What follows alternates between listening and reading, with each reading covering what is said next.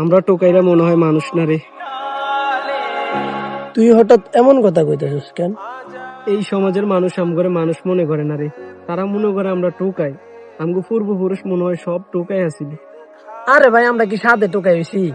কে কি বললো এগুলা কান দিয়া লাভ নাই, এসব চিন্তা করেন না, চলেন গিয়া কাজ করি।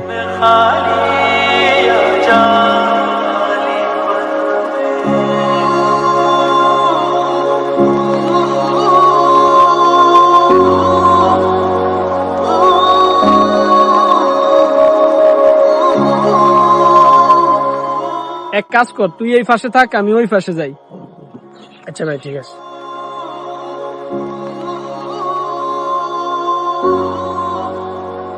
ভাই আমি খেয়াল করি নাই। টোকারে বাচ্চা টোকাই।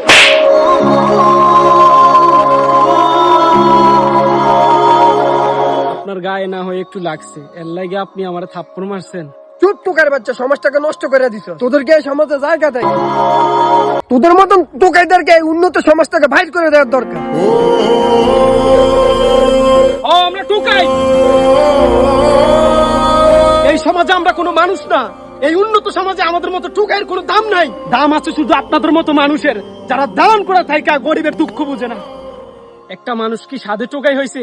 ছোটবেলায় বাপ মা হারাইছি, কই আপনাদের মতো উন্নত সমাজের মানুষ তো আমার দায়িত্ব নেয় নাই, তারা আমার ছাইরা দিছে এই রাস্তায়।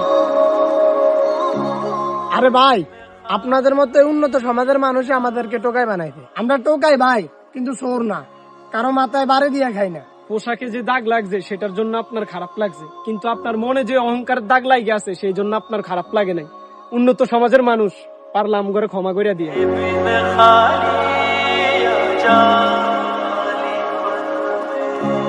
চলুন ভাই, আমরা যাই।